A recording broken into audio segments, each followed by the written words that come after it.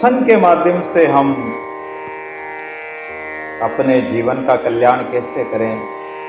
समय थोड़ा है दादू, अवसर जात है, जाग सके तो जाग। ये अवसर तो चला जा रहा है। तो आइए सर्वप्रथम दादू जी महाराज ने भी जो दादूवाणी का प्रारंभ किया है, मुखारबिंद से वाणी निकली है।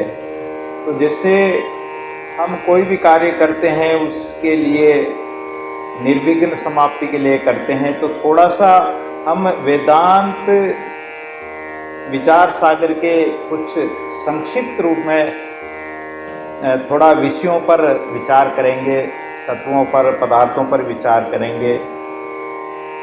तो सर्वप्रथम ग्रंथ का मंगलाचरण करते हैं तो 3 प्रकार का मंगलाचरण होता है। ग्रंथ कोई भी बनाया जाता है, ग्रंथ की रचना की जाती तो उसका कोई न कोई उद्देश्य होता, कोई प्रयोजन होता, कोई लक्ष्य होता है। तो कोई भी कार्य करते हैं तो उसमें मंगल कार्य सर्वप्रथम करते हैं। तो सबसे पहले निर्देशात्मक, वस्तु निर्देशात्मक मंगलाचरण विचार सागर में बताया है। अच्छा, वस्तु क्या चीज है? वस्तु परमात्मा को कहते हैं। निर्गुण परमात्मा हो चाहे सगुण परमात्मा हो, ये ईश्वर की वस्तु कही जाती है। इसको वस्तु कहने का मतलब एक संकेत है। परमात्मा कोई वस्तु नहीं है, परमात्मा कोई पदार्थ नहीं है, परमात्मा कोई व्यक्ति नहीं है। वो तो अव्यक्त है, तो उसको व्यक्त नहीं कर सकते। एक सत्संग के माध्यम से एक संकेत के द्वारा बताया जाता है। तो निर्गुण परमात्मा हो चाहे सगुण परमात्मा हो, ईश्वर के ये 2 वस्तु कही जाती है। और इन दोनों रूपों में किसी भी स्वरूप का, चाहे सगुण साकार का कीर्तन करो, उनका चिंतन करो, उनका गुणगान करो, चाहे निर्गुण निराकार का ध्यान करो, चिंतन करो, उनका गुणगान करो। ये गुणगान करना ही, कीर्तन करना ही वस्तु निर्देशात्मक मंगलाचरण बताया गया। दूसरा बताया आशीर्वादात्मक मंगलाचरण। आशीर्वाद जो है ये लिया जाता है, आशीर्वाद बड़े महापुरुषों से, परमात्मा से प्रार्थना की जाती है कि हमें आशीर्वाद मिले, हमें कृपा, आपकी कृपा मिले, तो आपकी कृपा से हम हमारा कल्याण कर सके। तो दादू जी महाराज ने सर्वप्रथम आशीर्वादात्मक मंगल में हरि नाम देवो निरंजन तेरा, हरि हर्ष जपे जिए मेरा, भाव भक्ति हेत हरि दीजिए, प्रेम उमंग मन आवे, कोमल वचन दीनता दीजिए, राम रसायन भावे। ऐसे इस पद के द्वारा दादू जी महाराज ने परमात्मा से आशीर्वाद मांगा। भाव भक्ति प्रेम स्नेह कोमल वचन दीनता विरय वैराग प्रीति साथ और दृढ़ता सहज संतोषशील, ये सब 29 लक्षण 29 गुण परमात्मा से मांगे हैं, आशीर्वादात्मक लक्षण है। और वस्तु निर्देशात्मक में दादू जी महाराज ने मांगा है कि निर्मल तत्व, निर्मल तत्व। वस्तु यानी परमात्मा को बताने वाला शब्द, परमात्मा को व्यक्त करने वाला शब्द। तो निर्मल तत्व, निर्मल तत्व वो तत्व कैसा है? वो निर्गुण निराकार है, निरंजन निराकार है, वो उत्पत्ति आकार से रहित है, वो कालकर्म से रहित है। ऐसा निर्मल तत्व परमात्मा का वर्णन किया है और वस्तु का वर्णन किया है। नमस्कारात्मक मंगल, नमस्कारात्मक मंगल हम प्रातःकाल जो स्तुति बोलते हैं, आप लोग आते हो प्रातःकाल स्तुति बोलते हो, नमो नमो हरि नमो नमो, साईं गुसाई नमो नमो, अकल निरंजन नमो नमो, सकल व्यापी जिज कीना नारायण निज नमो नमो। ये स्तुति रूप में दादू जी महाराज ने परमात्मा को नमस्कार किया है। और सर्वप्रथम दादू नमो नमो में भी नमस्कार किया है। तो संत कोई भी कार्य करते हैं, कोई भी अच्छा कार्य करते हैं, तो उसमें ये तीनों मंगलाचरण होता है। ये वेदांत का सिद्धांत होता है, वेदांत के नियम होते हैं। और जिस ग्रंथ में अगर मंगलाचरण नहीं हो, ये तीनों मंगलाचरण नहीं हो, तो वो ग्रंथ पढ़ने योग्य नहीं होता है, चतुर व्यक्ति नहीं पढ़ते हैं। तो शिष्य कहता है कि गुरुदेव, ये जो तीनों मंगलाचरण हुए हैं, ये मंगलाचरण किया है जो सच्चिदानंद आनंद स्वरूप के साक्षात्कार होने पर अविद्या अपने कार्य सहित निवृत्त हो जाती है। मंगलाचरण क्यों किया जाता है कि अविद्या का नाश करने के लिए और अपने सच्चिदानंद स्वरूप परमात्मा का साक्षात्कार करने के लिए ये मंगलाचरण किया जाता है। और इस विचार सागर में आगे बताते हैं, 4 अनुबंध बताते हैं। अनुबंध क्या है? 4 अनुबंध बताए हैं, अधिकारी, विषय, संबंध और प्रयोजन। तो अधिकारी कौन है, इस ग्रंथ का क्या विषय है, इसका क्या संबंध है जीव ब्रह्म का, और इसका प्रयोजन क्या है, ये चारों बातें विवेकी पुरुष इस ग्रंथ में देखते हैं तो उस ग्रंथ में प्रवृत्त होते हैं, उस ग्रंथ में उनकी रुचि होती है और उस ग्रंथ को बड़े चाव से पढ़ते हैं। क्योंकि जो आत्म कल्याण का ग्रंथ होगा उसको ही पढ़ेंगे चतुर मनुष्य, क्योंकि जिससे आत्म कल्याण हो।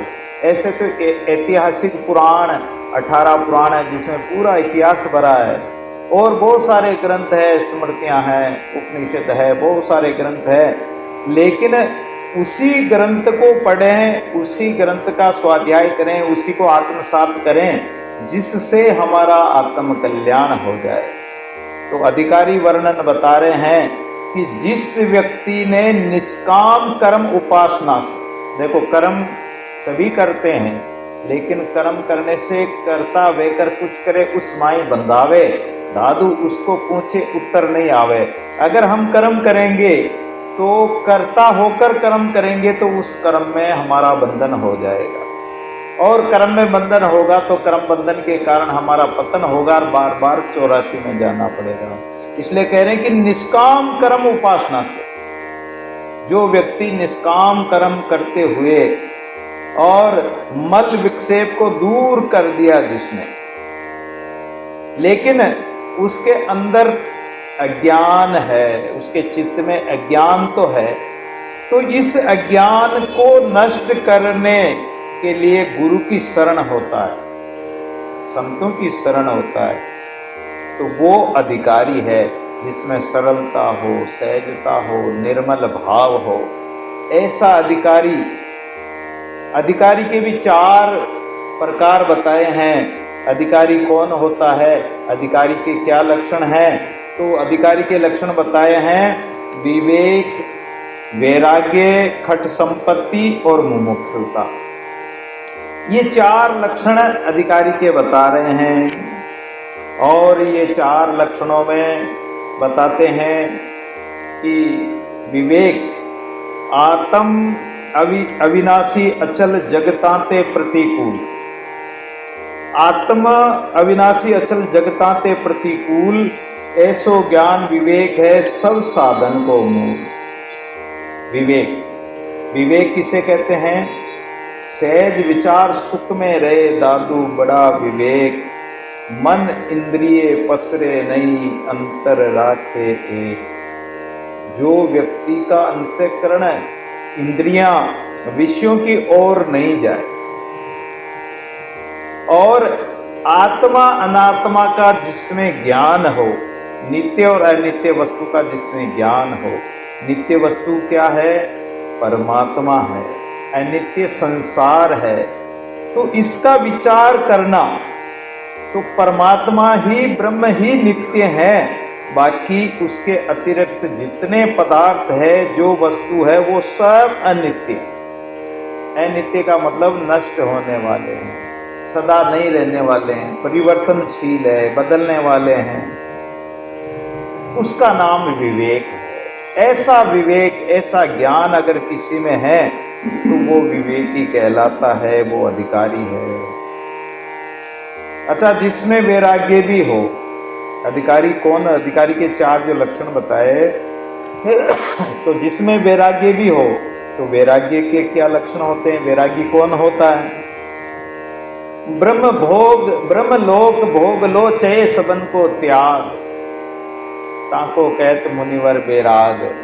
तो कहते हैं कि जो ब्रह्म इस लोक से लेकर धन संपत्ति माया परिवार कुटुंब कबीला जितना भी जो कुछ वस्तु है, सांसारिक वस्तुएं हैं, इस लोक की सारी वस्तुएं लेकर और ब्रह्मलोक ब्रह्मा जी तक का लोक भी अगर मिल जाए तो उसका भी परित्याग कर दे, उसकी भी जिसके मन में कोई कामना न हो, उसके चित्त में कोई वासना न हो, जो चित्त से इन ब्रह्मलोक तक के भोगों की पदार्थों की व्यक्ति की कामना को त्याग दे चित्त से, तो वो वैरागी कहलाता है, वो वैराग है।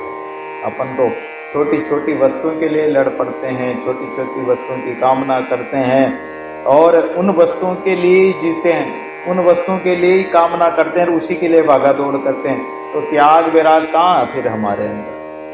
हम केवल ऊपर ऊपर से दिखावा करते हैं कि हम त्यागी हैं। हम महात्मा लोग भी कहते हैं कि हम त्यागी हैं। कहाँ त्यागी है? आश्रम है, गाड़ी घोड़े हैं, मकान मंदिर है, सब कुछ है, तो फिर कहाँ त्याग किया?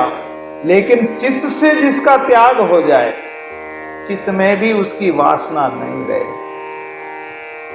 खट संपत्ति बताई है 6 प्रकार की संपदा जिस व्यक्ति के अंदर हो। सम दम श्रद्धा तितिक्षा उपराम समाधान, ये लक्षण पहचान ऐसा दोहा आता है। समदम तो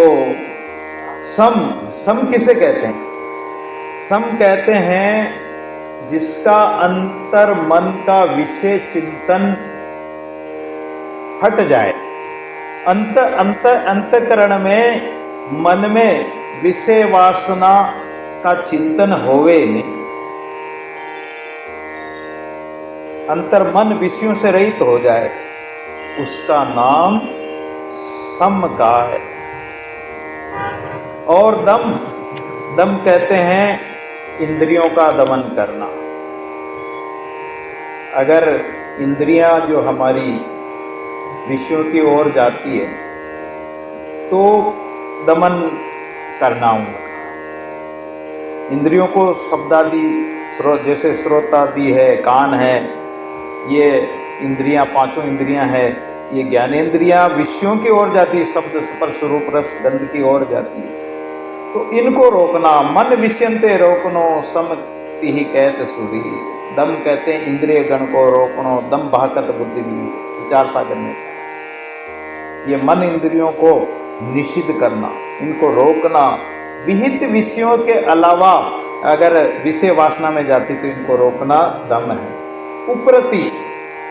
उपरति का संसार के सब प्रपंच से निवृत्ति का नाम उपरति, उपराम, यानी जितने भी पदार्थ है, क्षुधा तृषा भूख प्यास है, सबसे प्रपंच से, ये दिखावा जो प्रपंच है, इससे निवृत्त हो जाना, इससे उपराम हो जाना, इनमें लिपायमान नहीं होना, इनका त्याग कर देना। तितिक्षा, शीत उष्ण और सर्दी गर्मी, सुख दुख मान अपमान आदि द्वंद्व धर्मों का सहन करने का नाम तितिक्षा है। क्या बताया तितिक्षा का? कि इनको सहन करना, भूख लगे प्यास लगे, चाहे सर्दी गर्मी सुख दुख मान अपमान, ये द्वंद्वों को जो व्यक्ति सहन कर जाए तो उसको तितिक्षा कहते हैं। आतप शीत क्षुधा तृषा, इनका सहन स्वभाव, ताई तितिक्षा कहते कोविद मुनिवर राव। क्या बताया? शीत क्षुधा भूख प्यास सुख दुख हानि लाभ मान अपमान में जो सम रह जाए, कितनी बड़ी बात बताई। श्रद्धा, ब्रह्मनिष्ठ सद्गुरु में और वेदांत शास्त्र के वाक्यों में जिसका दृढ़ विश्वास, पूर्ण भरोसा हो, पूर्ण श्रद्धा हो, ऐसा विश्वास करने वाला श्रद्धावान कहलाता है। समाधान, और जहाँ चित्त की एकाग्रता को समाधान कहते हैं कि ये जितने भी बताए इनमें हमारा चित्त न लगकर एक परमात्मा में एकाग्र हो जाए। माई ते मन काट कर ले रखे निष्ठोर, अपने मन को संसार के विषय पदार्थों से चित्त को निकाल कर परमात्मा में जोड़ दे। जो परमात्मा में जोड़ दे, एकाग्र कर दे, उसी को समाधान कहते हैं। हमारा चित्त एकाग्र हो जाए। दादू जी महाराज आमेर में विराजमान थे। उस समय जगजीवन जी पंडित जी आए थे शास्त्रार्थ करते हुए, और ब्राह्मणों को जीत कर साथ में लेकर आए। ग्रंथों को बेलों के ऊपर लाद कर साथ में चलते थे। बहुत बड़ा झमेला उनके साथ चलता था। आमेर में आए, आमेर के पंडितों को ललकारा। पंडितों ने सोचा कि ये इतनी जगह जीत कर आए तो हम इनको शास्त्रार्थ में क्या हरा पाएंगे। पंडितों ने कहा कि हमारे तो दादू जी महाराज के ऊपर ही जीत और हार का विषय है, आप दादू जी महाराज के पास चलिए। तो दादू जी महाराज के पास आए और दादू जी महाराज से अनेक प्रकार के शास्त्रोक्त प्रश्न पूछने लगे। दादू जी महाराज कुछ नहीं बोले, शांत रहे, उनकी सुनते रहे, सुनते रहे, सुनते रहे। जब वो बोलते बोलते थक गया तो दादू जी महाराज ने कहा कि राम मिले सो कीजिए पंडित, राम मिले सो कीजिए, पट पट वेद पुराण बकाने सोई तत्व कह दीजिए। आत्म रोगी विखम व्याधि सोई कर औषधि सारा, प्रसद प्राणी होई परम सुख छूटे सब संसारा। ये गुण इंद्रिय अग्नि अपारा, तासन जले शरीरा, तन मन शीतल होई सदा सुख, सो जल नाओ नीरा। सोई मार्ग हमी बताओ, जय पंथ पहुँचे पारा, भूल न परे उलट नहीं आवे, सो कुछ करो विचारा। गुरु उपदेश देवो कर दीपक, तिमिर मिटे सब सूझे, दादू सोई पंडित ज्ञाता, राम मिलन की बूझे। ऐसा शब्द कहा कि पंडित जी राम मिलने का उपाय बताइए। अब तो पंडित जी जो है चारों तरफ देखने लगे, ग्रंथों को पलटने लगे, पन्ने पलटने लगे, लेकिन ग्रंथों में युक्तियां तो है, साधन तो है, लेकिन साधन बिना चित्त के विषयों को त्यागे बिना, अंतःकरण को पवित्र किए बिना परमात्मा का अनुभव कैसे होगा, परमात्मा कैसे मिले। दादू जी महाराज ने कहा कि जाओ एकांत में भजन करो, तब शांति मिलेगी। लज्जित होकर दादू जी के चरणों में गिर गया और महाराज का उपदेश लेकर आमेर में एक बाग है, परियों का बाग। जब आमेर से जयपुर की तरफ आते हैं तो तालाब की तरफ एक बाग, उस बाग में एक कुआं है, गोल कुआं। उस कुएं के चारों तरफ फिर डबल दीवार है और उसमें सीढ़ियां उतरती है, चारों तरफ बीच बीच में झरोके लगे हुए। वो पूरी सीढ़ियां ठेठ नीचे तक जाती है, पेंदे तक जाती है, कुएं के पेंदे तक। तो दिन में माली लोग उस कुएं का पानी बाग को पिलाते हैं। पानी टूट जाता, खत्म हो जाता, फिर वहाँ एक नीचे एक शिला निकलती थी, पत्थर की शिला, उसके ऊपर रात्रि में जाकर जगजीवन जी एकांत में जाकर भजन करते थे। तो दूसरे दिन कुएं में पानी नहीं चढ़ता था। देखो संत भजन करते हैं तो उसकी आज्ञा, चंद सूर्य सिजदा करे, नाम अल्लाह का ले, दादू जमी आसमान उन पाँवों से दे। वो पानी ऊपर नहीं चढ़ता था, वो पानी भी संतों की मर्यादा को टालता था, यानी मर्यादा को मानता था। तो वो पानी ऊपर नहीं चढ़ता, पूरी रात भर भजन करते, प्रातःकाल होते ही आश्रम में आ जाते।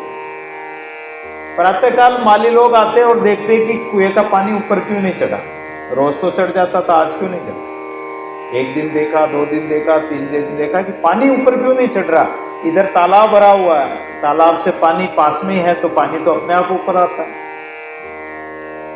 तो उन्होंने रात्रि में पहरा दिया तो पता लगा कि एक महात्मा भजन करते हैं। फिर वो जान गए कि ये दादू जी महाराज के शिष्य हैं और प्रतिदिन यहाँ भजन करते, जिससे इनके प्रभाव से पानी नहीं चढ़ता है। तो वो दादू जी महाराज के पास गए, उनसे तो डरते थे, उनसे कैसे बात करें। दादू जी के पास जाकर बोले, महाराज आपके एक शिष्य संत हमारे वहाँ भजन करते तो पानी ऊपर नहीं चढ़ता है।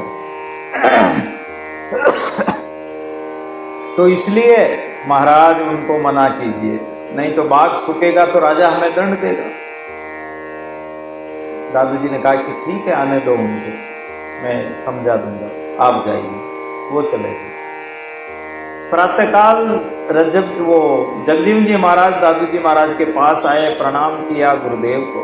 दादू जी ने पूछा कि संतों भजन कहाँ करते हो? बोले महाराज मैं तो एकांत में भजन करता हूँ। बोले एकांत कहाँ है? बोले मैं वहाँ कुएं में, भंवर कुआं बोलते हैं, भंवर कुआं यानी घूम कर जाता है, सीढ़ियाँ उतरती घूम कर, इसलिए उसको भंवर, जैसे पानी में भंवर पड़ता ना, ऐसे वो घूम कर जाते हैं, इसलिए उसको भंवर कुआं बोलते हैं। बोले वहां मैं भजन करता हूं। तो दादू जी महाराज ने कहा कि राम नाम में पेश कर राम नाम लियो लाए, यूं इकंत तरे लोक में अनंत काहे को जाए। अरे राम नाम में अपने चित्त को लगाना है, राम नाम में पेश कर राम नाम लियो लाए, उसी में अपनी लगन लगानी, अपने चित्त में अंदर ही उतरना है। एकांत बाहर कहाँ ढूंढो? बाहर एकांत कहाँ है? एकांत तो अपना अंतःकरण है, अपना घट है, वही एकांत है। तो कहने का मतलब है कि हमारा चित्त एकाग्र हो जाए, एकांत हो जाए। सब कुछ शोरगुल होते हुए भी हमारा चित्त अगर अंतर्मुख हो जाए, अंतःकरण में चित्त परमात्मा का चिंतन करने लग जाए, तो वही एकाग्रता होगी, वही एकांत होगा। उससे बड़ा एकांत और कहीं नहीं मिलेगा। विवेक, वैराग्य, खट संपत्ति और मुमुक्षुता, व्यक्ति के अंदर मुमुक्षुता भी होनी चाहिए। जन्म मरण रूपी बंधन से मेरी मुक्ति हो जाए, ऐसी इच्छा का नाम मुमुक्षुता है, जिज्ञासुता, जिसके अंदर जिज्ञासा हो। इन चारों साधनों से युक्त व्यक्ति ही अधिकारी कहलाता है। तो चार विषय बताए थे, अधिकारी, विषय, संबंध, प्रयोजन। अधिकारी का वर्णन कर दिया। अब विषय का वर्णन करते हैं कि इस ग्रंथ का विषय क्या है? जीव ब्रह्म की एकता। और तीसरा बताया संबंध। संबंध क्या है? तो ग्रंथ का विषय का जो प्रतिपाद्य विषय है वो प्रतिपादक भाव संबंध है। प्रतिपाद्य परमात्मा है, प्रतिपादक जो है विषय है। तो ये ग्रंथ प्रतिपादक है और ब्रह्म प्रतिपाद्य, अधिकारी और फल का प्राप्य प्रापक भाव संबंध है। यानी प्राप्य प्राप्त करने योग्य, जिसको प्राप्त करना है। प्रापक कौन? जो प्राप्त करने वाला साधक है। तो इन दोनों का, परमात्मा और सेवक का, साधक का क्या लक्षण है, क्या संबंध है? भाव संबंध है। वहाँ सांसारिक संबंध नहीं है, वहाँ व्यक्तिगत संबंध नहीं है, वहाँ भाव संबंध है। जो वस्तु प्राप्त होवे वो प्राप्य है। तो कौन प्राप्त होता? परमात्मा प्राप्त होता है, अपने स्वरूप की प्राप्ति होती है। और जिसको प्राप्त होवे वो साधक प्रापक कहलाता है। चौथा बताया प्रयोजन। ग्रंथ का क्या प्रयोजन होता है? आत्म कल्याण, इस जीव आत्मा का क्या प्रयोजन है? ये दोनों बात बताते जा रहे हैं। ग्रंथ का तो एक माध्यम है, ये आत्म कल्याण के लिए, जीव आत्मा के कल्याण के लिए एक ग्रंथ के माध्यम से ये वेदांत का विषय, आध्यात्मिक विषय और समझाते हैं। इस ग्रंथ का परमानंद रूप परमात्मा की प्राप्ति तथा अज्ञान सहित जन्मादिक अनर्थ की निवृत्ति प्रयोजन। कितनी बड़ी बात बताई कि परमानंद परमात्मा की प्राप्ति हो, ये तो हमारा प्रयोजन है। भाई कोई भी कुछ बनाता है, करता है, तो कोई लक्ष्य तो होगा, प्रयोजन तो होगा। तो अज्ञान सहित हमारे जन्म मरणों का, इस अनर्थ संसार का निवृत्त हो जाना ही हमारा प्रयोजन है। जिसके विषय पुरुष की अभिलाषा होवे वही प्रयोजन है। यानी जिस परमात्मा की प्राप्ति का जो इसका लक्ष्य है, अभिलाषा है, वो प्रयोजन पूर्ण होना चाहिए। यही संतों की वाणी का लक्ष्य है। संत मोक्ष, संत सत्संग देते हैं, सत्संग सुनाते हैं, तो सत्संग का शिष्य बनाते हैं, उनको ज्ञान देते हैं, तो इसका लक्ष्य यही है, प्रयोजन यही है कि परमात्मा की प्राप्ति हो और मोक्ष की प्राप्ति हो जाए। मोक्ष से बड़ा संसार में कोई भी वस्तु नहीं है, मोक्ष से बड़ा कुछ नहीं। मोक्ष के लिए तो सब प्रयोजन करते हैं, मोक्ष के लिए ही सब साधन करते हैं। मोक्ष को प्राप्त हुआ अधिकारी व्यक्ति जन्म मरण के चक्कर में नहीं आता है, जन्म मरण से छूट जाता है। नैसे पुनः वर्तते यद गत्वा न निवर्तन्ते, श्रुति स्मृति में भी कहा। इसलिए अधिकारी पुरुष को मोक्ष का साधन ही संपादन करना चाहिए, जिसको करने से जन्म मरणादि संसार प्राप्त नहीं होता। और इस जीव की जो अज्ञान अवस्था है उसकी भी निवृत्ति हो जाती है, निवारण हो जाता है, और वो शुद्ध सच्चिदानंद घन परमात्मा में स्थित हो जाता है। इसी का नाम मोक्ष का है। मोह का क्षय हो जाना, विषयों का निवारण हो जाना, यही जन्म मरण का निवारण हो जाना, यही मोक्ष का है। ब्रह्म लोकों की प्राप्ति मोक्ष नहीं है। चाहे शिव जी का लोक प्राप्त कर लो, ब्रह्मा जी का लोक प्राप्त कर लो, इन लोकों की प्राप्ति मोक्ष नहीं है। भगवान कृष्ण गीता में कहते हैं कि आ ब्रह्म भुवना लोका पुनरावर्तिनो अर्जुन, मामू पेते तो कौनते पुनर्जन्म न विद्यते। हे अर्जुन, ये जितने भी लोक हैं ये पुनरावर्तिनो अर्जुन, यानी इस लोकों में जाने के बाद में पुनः पुनः जन्म और मरण होगा। वो शंकराचार्य ने कहा है, पुनरपि जननम पुनरपि मरणम पुनरपि जननी जठरे शयनम। ये जीव बार बार जन्मेगा और बार बार मरेगा। इन लोकों में जाके भी जब तप करनी कर गए स्वर्ग पहुंचे जाए, दादू मन की वासना नरक पड़े फिरा। जब तप करके स्वर्ग में तो चले गए, लेकिन हमारा पुण्य खत्म हो गए। क्षीण पुण्य मृत्य लोकम विशंति, पुण्य क्षीण हुआ, पुण्य खत्म हुआ, वापिस इस लोक में आना पड़ेगा। इस जन्म मरण के चक्कर से छुटकारा नहीं पाते। अगर कोई व्यक्ति भूत प्रेतों को पूछता है तो वो भूत प्रेतों के लोकों में जाएगा। मैंने देखा है, अब आप लोग गृहस्थी हैं तो कई देवी देवताओं को पूछते हैं, कोई माता जी को पूछता है, कोई दुर्गा सप्तशती पाठ कर रहा है, कोई वो काली माता का मंत्र जाप कर रहा है, कोई ओम नमः शिवाय जप रहा है, कोई और मंत्र जप रहा है। तरह तरह के मंत्र देवी देवता भूत प्रेतों को पूछते हैं। भगवान कहते हैं कि भूत प्रेतों को पूजने वाला भूत प्रेतों के लोकों में जाएगा और मुझे पूजने वाला मेरे लोक को जाएगा। लेकिन मेरा लोक तो जन्म मरण से रहित परम पद है, और जो देवी देवताओं को पूजता जो उनके लोकों में जाएगा तो पुनरावर्ती न अर्जुन, बार बार जन्म मरण के चक्कर में पड़ेगा, वो छूटेगा नहीं।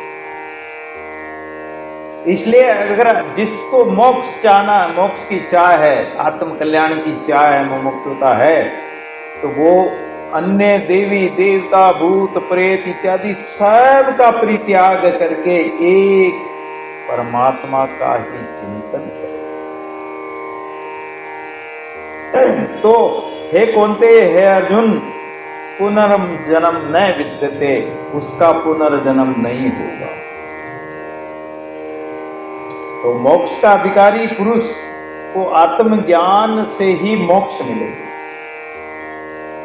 रीते ज्ञानान मुक्ति, ऐसा शास्त्रों में कहा, बिना ज्ञान के मुक्ति भी नहीं होती। ज्ञान देवम तू केवल्यम तमेव विधि।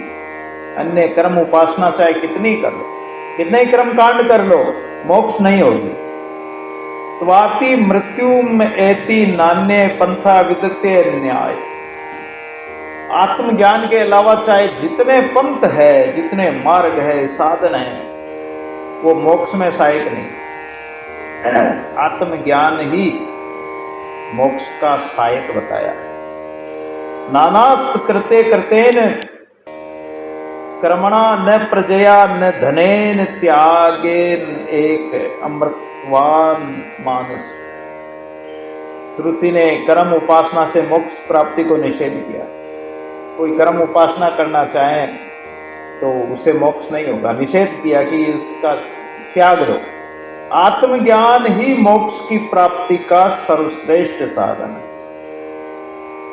ब्रह्म से अभिन्न रूप जो अपनी आत्मा का अहम ब्रह्मास्मि, जिसको हम महावाक्य कहते हैं, ये महावाक्य का ज्ञान जिसको हो जाए, केवल बोलने मात्र से नहीं होगा। बोलने में तो अपन 1.25 बार बोल देंगे कि अहम ब्रह्मास्मि, अहम ब्रह्मास्मि, नहीं, उस अहम ब्रह्मास्मि का अनुभव हो, इसका ऐसा ज्ञान हो जाए, आत्मज्ञान हो जाए। जीव ब्रह्म के भेद ज्ञान करके मोक्ष नहीं हो। जब तक जीव और ब्रह्म में भेद है तब तक मोक्ष कदापि नहीं हो सकती है। अभिन्न होंगे तो ही मोक्ष होगी। द्विताये द्वे भयम भवति, जब तक द्वैत भाव है तब तक अभेद तो हुआ ही नहीं, अद्वैत तो हुए ही नहीं। तो भेददर्शी को भय होता है, इसीलिए कहा है कि भेददर्शी होगा वो भय करेगा, उसके संशय होगा।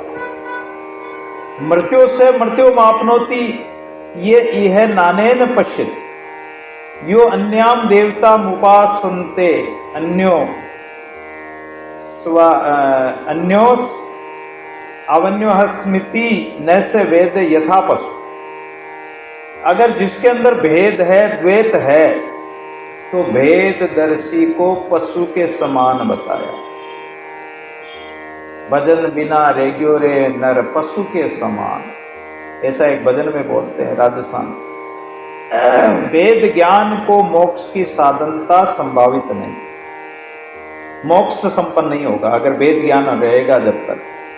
तो श्रुतियों से जन्म मरण रूप संसार की साधनता सिद्ध होवे। ये संसार के साधन तो मिल सकते हैं, जन्म मरण का चक्कर बार बार होता है, लेकिन इससे सिद्ध नहीं होगा। इससे जन्म मरण का जो है मोक्ष सिद्ध नहीं होगा। हे रामचंद्र, ये पुरुष ज्ञान से ही दुखों से रहित होता है, जिसको आत्मज्ञान हो जाता है। योग वशिष्ठ में कहा है वशिष्ठ जी महाराज ने, जिसके आत्मज्ञान हो गया जिसके अंतःकरण में, तो वो सब दुखों से मुक्त हो गया और ज्ञान से ही परम सिद्धि रूप मोक्ष प्राप्त होगा, मोक्ष की प्राप्ति होगी, अन्य किसी वस्तु से नहीं। तभी कहा है कि प्रज्ञानम ब्रह्म अहम ब्रह्मास्मि तत्वमसि अयमात्मा ब्रह्म क्षेत्रज्ञ चापि माम विद। सो मोक्ष साधन रूप आत्मज्ञान इन अधिकारी पुरुषों ने ब्रह्मनिष्ठ गुरु के मुख से श्रवण किया। ऐसे ब्रह्मनिष्ठ महापुरुष से अगर श्रवण करते हैं वेदांत सत्संग, फिर श्रवण करने के बाद में उसका बताया है कि श्रवण मनन और निधिध्यासन भी जरूरी है। अगर श्रवण कर लिया और उसका मनन नहीं किया, चिंतन नहीं किया, उसको धारण नहीं किया, तो केवल सुनने मात्र से क्या होगा। कई कई मेरी जीभ रही सुन सुन तेरे कान, सदगुरु बपरा क्या करे जो चेला मूड अजान। चेला अगर मूड है, ज्ञानी है, उसको धारण नहीं करता है। कहते हैं कि दी है पर लागी नहीं, रीते चूल्हे फूंक। जो चूल्हा होता है, रीता चूल्हा होता है, उसमें अगर फूंक दो, लकड़ी भी नहीं है, अग्नि भी नहीं है, और उसमें ऐसे ही फूंक दे रहे हैं, दी है पर लागी नहीं। फूंक तो दी, आपने कार्य तो किया। दी है पर लागी नहीं, रीते चूल्हे फूंक। चेला गुरु बेचारा क्या करे, चेला में रह गई चूक। चेला में चूक रह गई, चेतन नहीं हुआ, उसका हृदय चेतन नहीं हुआ, अंतःकरण चेतन नहीं हुआ। गुरु चाहे कान में कितनी फूंक मार दे, क्या हो, गुरु से कितने ही गुरुओं से फूंक मारा लेते हैं कि हम चेला बन गए, गुरु ने हमारे कान में फूंक मार, क्या होगा फूंक मार, रीता अंदर तो रीता का रीता ही। ये गुरु, हम कोई खंडन नहीं कर रहे हैं, लेकिन आत्मज्ञान के लिए, आत्म कल्याण के लिए चित्त की चेतनता जरूरी है,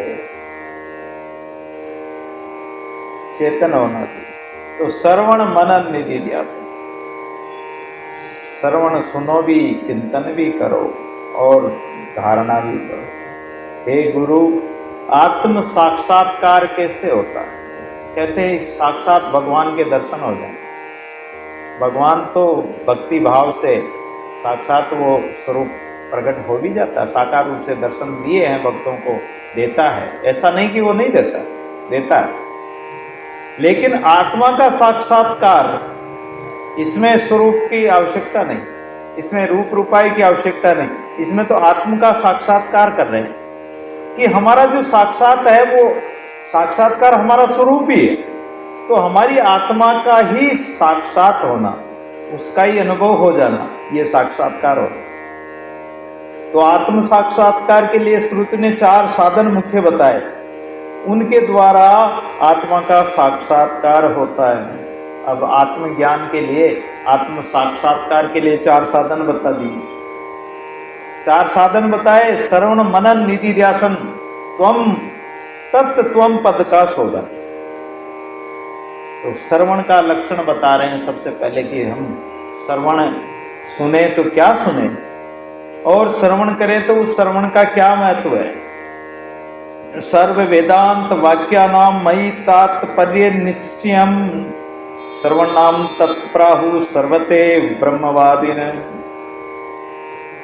संपूर्ण वेदांत वाक्यों के तात्पर्य निश्चय का नाम ही ब्रह्मवादियों ने श्रवण बताया। जितने भी वेदांत के वाक्य हैं, वेदांत के शब्द हैं, उनका वाक्यों को पहले तो सुने और सुनकर उसका अर्थ समझकर उसमें दृढ़ निश्चय हो जाए। निश्चय का नाम यानी निश्चिंता हो जाना, दृढ़ता हो जाना, दृढ़ता से उन वाक्यों में विश्वास कर लेना, यही ब्रह्मवादी महापुरुषों ने श्रवण बताया है। कि कथा तो हम सुनते हैं, एक व्यक्ति घोड़े पर जा रहा था, रास्ते में अपने जैसे कथा हो रही ऐसे कोई महात्मा कथा करते थे, बहुत सारे श्रोतागण बैठे हुए थे, कथा सुन रहे। वो घोड़े वाला व्यक्ति उनको जानता था, वो कहीं बाहर से आया था और वो सिपाही था, तो वो जानता था कि ये मेरे गांव के लोग हैं, मेरे गांव के भगत हैं और महात्मा से कथा सुनते हैं, सत्संग सुनते हैं। तो देखा कि वो सत्संग सुन रहे हैं, फिर उनको पूछा कि सत्संग तुम लोग कितने दिनों से सुन रहे हो? बोले कोई तो कहता है कि मैं 6 महीने हो गए, कोई कहता साल भर हो गया, कोई कहते हैं मैं 10 साल हो गए, कोई कहते हैं हम तो बहुत 15-20 वर्षों से ही सुन रहे हैं। आप तो बहुत अच्छे लोग हो, सत्संग सुनते हो, बड़ा भाग है आपका। वो लोग बड़े खुश हुए कि इसने हमारी प्रशंसा की। वो थोड़े दिन कहीं वापस बाहर चला गया और कई दिनों बाद वापस आया, तो वही लोग कथा सुन रहे हैं। तब उसने कहा कि अरे इतने दिन हो गए तुम कथा सुन रहे हो, मैंने तो एक दिन कथा सुनी जिसमें आया था दादू नी का नाम है 3 लोक तत्सार, रात दिवस रटबो करी रे मन ये विचार, केवल इसका विचार करना है।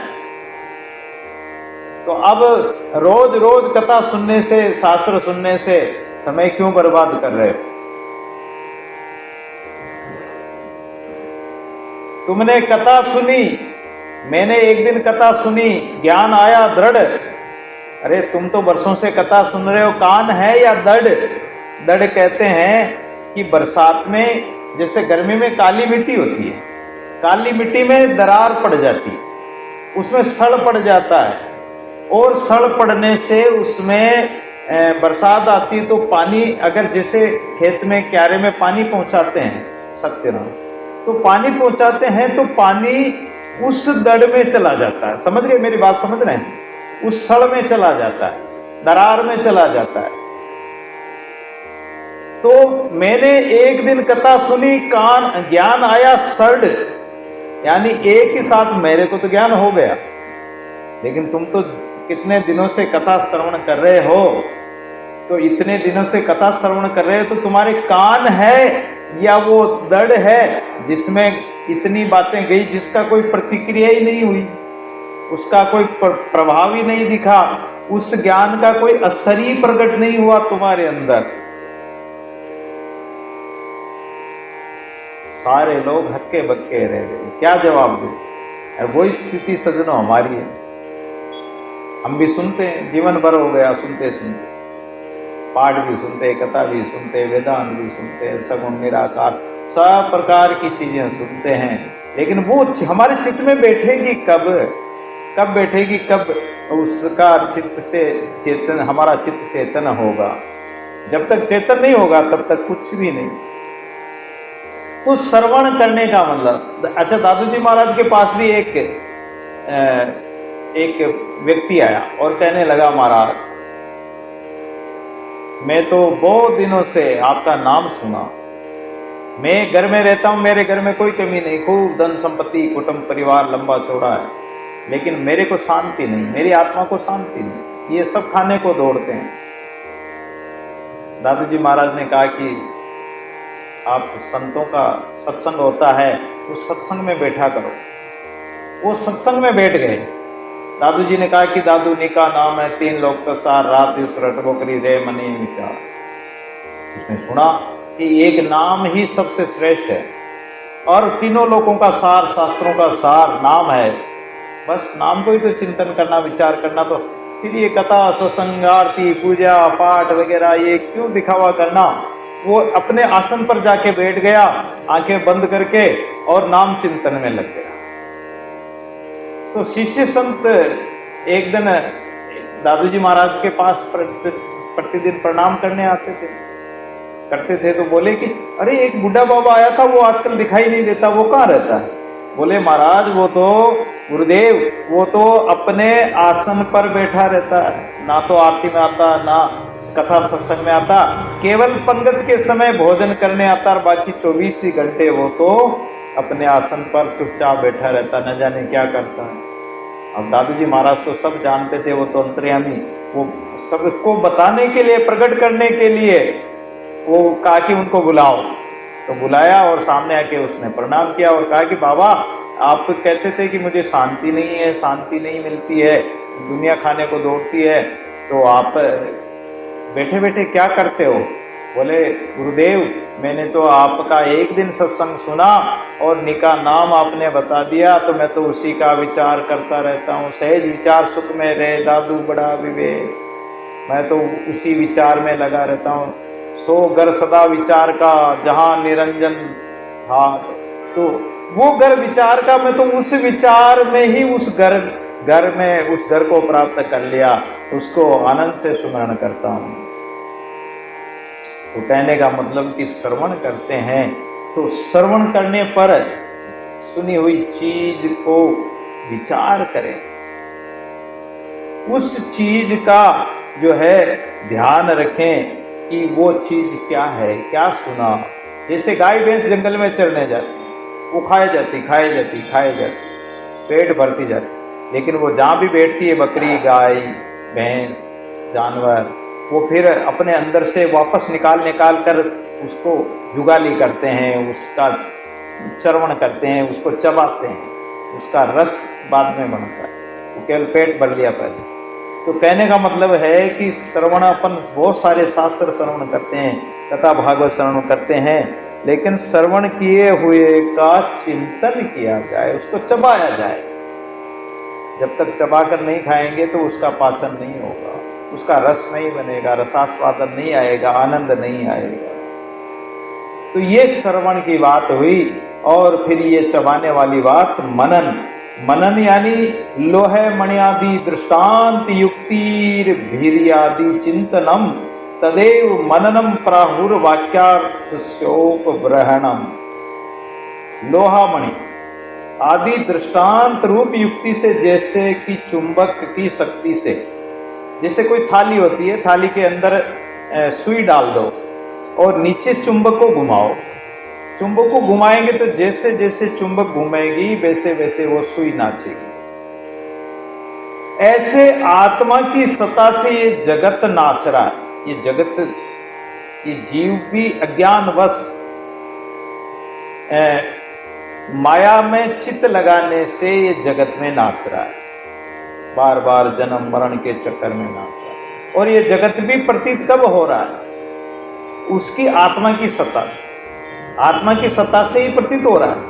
लेकिन बार बार आत्मचिंतन करें और वेदांत के वाक्यों का विचार करें तो ये अनात्म पदार्थों के में जो हमारी वृत्ति है, ये वृत्ति हटकर और जो परमात्मा है, आत्म पदार्थ है, उसमें हमारा चिंतन होने लग जाए, उसका मनन होने लग जाए।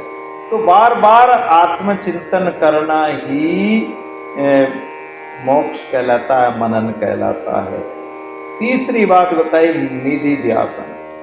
आप चिंतन तो कर रहे हैं, चिंतन भी करते हैं, लेकिन उसको धारण नहीं करते। निधि ध्यासन का मतलब धारण करना। निर्ममो निर्मोहो निरंकार संग सम विवर्जित सदा शांत्यादि युक्त संन्यासम आत्मनमीक्षते यत् सदा ध्यान योगेन तन्निधि ध्यासनम स्मृतम्। मोह अहंकार रहित, सब में समबुद्धि, संग वर्जित और शांति आदि साधन युक्त होकर निरंतर ध्यान योग से आत्मा में आत्मा को देखना। मोह अहंकार इनसे रहित हमारी बुद्धि हो जाए, संग कुसंग से रहित हो और शांति, जिसमें शांत स्वभाव हो, शांत सरल वृत्ति हो, ऐसे साधन युक्त व्यक्ति, साधक निरंतर ध्यान करे, इस आत्मा का बार बार चिंतन करे। जैसे थोड़ी देर तो चिंतन कर लिया, मनन कर लिया, चिंतन कर लिया, लेकिन ये कह रहे हैं कि निधि ध्यासन यानी निरंतर ही ध्यान योग में स्थित रहे। स्थित प्रज्ञ कहते हैं, गीता जी में कहा स्थित प्रज्ञ, जिसकी प्रज्ञा बुद्धि स्थित रहे, स्थिर रहे, सुरति साबित रहे तिनके मोटे भाग। दादू जी महाराज कहते हैं कि जिसकी सुरति परमात्मा के चिंतन में साबित, यानी वो टूटे नहीं। जैसे वो सूत काटने वाली सूत काटती है तो वो टूटता नहीं, टूटता तो वापस जोड़ दे, ऐसे हमारी सुरति टूटे तो वापस जोड़ दे उसमें। उसका नाम यानी निरंतर उसमें लगा रहे, वो धारण कर ले दृढ़ता से, इसका नाम निधि ध्यासन है। तत्पदम त्वम पदम के लक्षण बताए हैं कि तत्पद त्वम पद की शक्ति वृत्ति वाचक भाव से विरोधी दो भागों का त्याग करके अविरोधी चेतन को ग्रहण कर लेने को ही तत्पद त्वम पद का शोधन कहते हैं।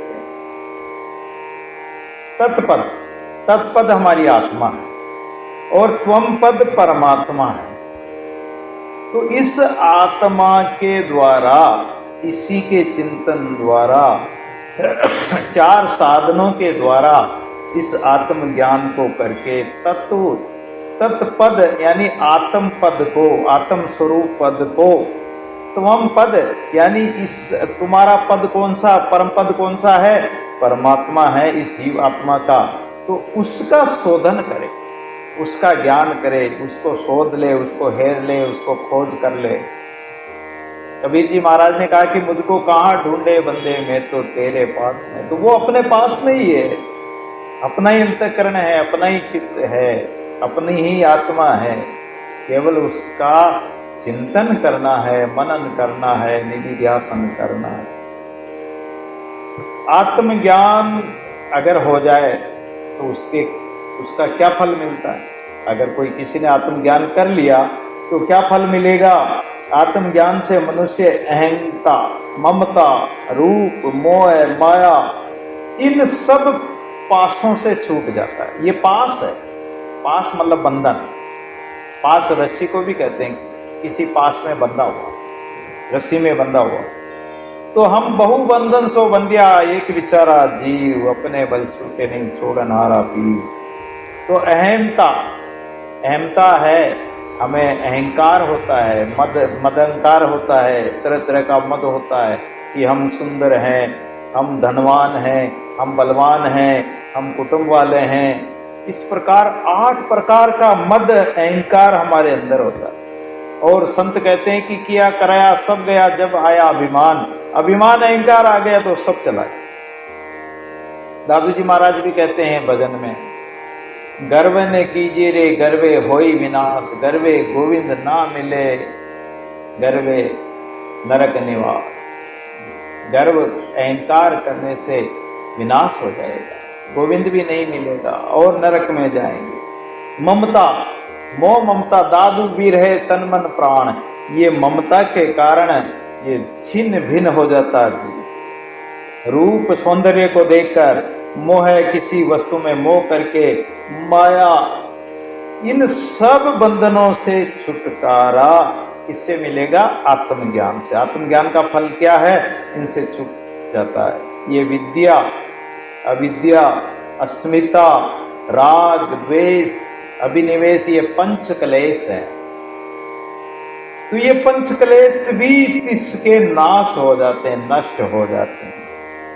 और जब ये अविद्या, अस्मिता, राग, द्वेष, अभिनिवेश, ये क्लेश क्षीण हो गए मनुष्य के, तो फिर उसका जन्म मरण रूपी महान दुखों से छूटकर अजर अमर ब्रह्म रूप हो जाता है। तब जाके ब्रह्म रूप होता है। अपन तो कहाँ है? अगर विचार किया जाए, ये विचार सागरी पर, यानी विचार करो इसमें, तो विचार ही करना, विचार की लहरें उठेगी, इसमें तरंगें उठेगी, तरंग भी उठेगा। तो ये विचार किया जाए कि इतना साधन, इतना वो, ये आत्मज्ञान के जो लक्षणों का हम साधन करें, इनसे छुटकारा पाएं, हमने कितना पा लिया। विचार किया जाए तो हम तो कुछ भी नहीं। इस प्रकार आत्मज्ञान का फल बताया है। और ये क्या बताया कि हमारा कल्याण हो जाता, सब दुखों से निवृत्ति हो जाती। नाम लेत नवग्रह टले, भजन करत भय जार, जग जीवन है जपा जपे, सब ही विघ्न विलाय। जगजीवन जी महाराज कहते हैं कि ऐसा अगर नाम चिंतन किया जाए तो सारे विघ्न सब दूर हो जाते हैं। संत मिले इतना टले, काल जाल जम चोर, शीश नवाया गिर पड़े, लख पापन की पोट। सब पापों की पोट जो है खत्म हो जाती है। ऐसा संतों ने विचार सागर के बारे में बताया, विचार करने के लिए बताया, और विचार करने से ही हमारा कल्याण होगा। इनको बार बार विचार करें, बार बार साधन भजन करें, तो संत महापुरुष जो है कहते हैं कि भाई आपका अवश्य आत्मज्ञान होकर और आत्म स्वरूप की प्राप्ति हो जाएगी। आइए एक भजन के माध्यम से